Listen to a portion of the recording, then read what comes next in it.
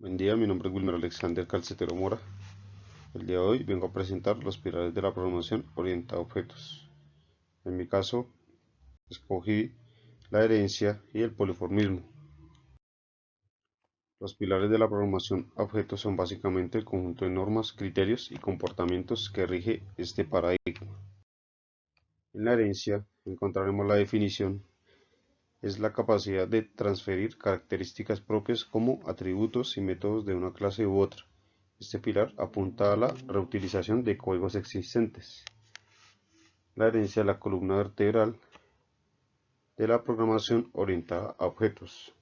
Nos permite crear una jerarquía entre grupos de clases que tienen características similares. Es una forma de reutilizar un código.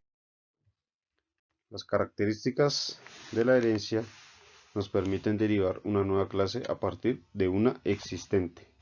La clase existente es conocida como una clase madre o clase base.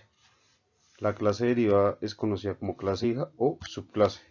En este ejemplo nos damos de cuenta. La clase que ya existe, la clase conocida que se difiere y la clase hija o subclase. En los tipos de herencia encontraremos la simple, una única clase base, la múltiple, más de una clase base, de implementación, que la implementación de los métodos es heredada, puede suscribirse entre las clases derivadas, y de interfaz. Solo se hereda la interfaz, no hay una implementación a nivel de clase base. Interfaces en Java y clases abstractas en C++. Los usos. La herencia como reutilización de códigos. Pueden heredar comportamientos de una clase base, por tanto, el código no necesita volver a ser escrito para la derivada. Herencia como reutilización de conceptos. Esto ocurre cuando una clase derivada se sobreescribe el comportamiento definido por la clase base. Aunque no se comparte este código entre ambas clases, ambas comparten el prototipo del método. Comparten un concepto, que sería una herencia de interfaz, y la primera sería una herencia de implementación. A continuación, explicaremos el poliformismo y sus definiciones y clases también.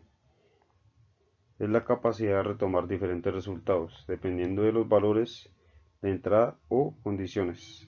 Este pilar apunta a cambiar el comportamiento de un objeto por sobrecarga o por sobreescritura de métodos. Entre las características del poliformismo se pueden aplicar tanto a funciones como tipos de datos. Así nacen los conceptos de funciones polifórmicas y tipos polifórmicos. Las primeras son aquellas funciones que pueden evaluarse o ser aplicadas a diferentes tipos de datos de forma instantánea. Los tipos polifórmicos, por su parte, son aquellos tipos de datos que contienen al menos un elemento cuyo tipo no está especificado. En esto encontramos una línea inicial y una línea final, o mejor dicho, unos puntos finales e iniciales. Encontraremos su ancho, su altura y el radio que compete esta característica del poliformismo. Las podemos clasificar en dos prototipos: poliformismo dinámico o poliformismo estático.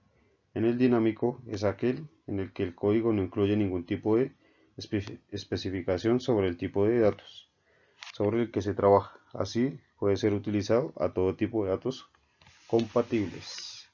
En el poliformismo estático es aquel en el que los tipos a los que se le aplica el poliformismo deben ser explicitados y declarados uno por uno antes de poder ser utilizados.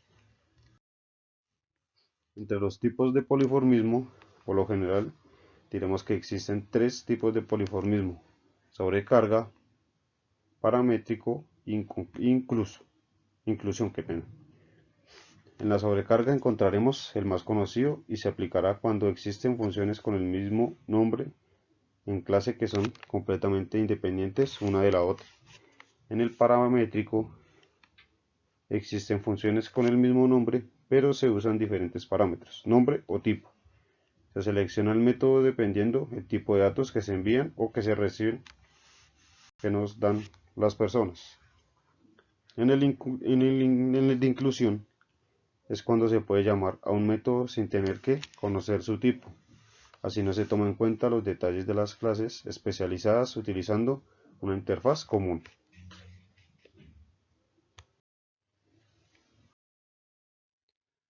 Por finalizar, agregaré que en el polimorfismo es la capacidad que tienen los objetos de una clase en ofrecer respuesta instantánea e independiente en función de los parámetros utilizados durante su innovación. El polimorfismo, en lo que se refiere a la genómica, es la presencia de dos o más formas variantes en una secuencia específica de ADN que puede producirse entre diferentes personas o poblaciones. En herencia. En la herencia nos permite crear clases que reutilizan, extienden y modifican el comportamiento definido de otras clases. La clase cuyos miembros se heredan se denominan clase base y la clase heredada, esos miembros se denominan clases derivadas. ¿Qué nos quiere decir la herencia? Que nos permite definir nuevas clases basadas en unas ya existentes, a fin de reutilizar los códigos generados asimismo en una jerarquía. Gracias por la atención prestada.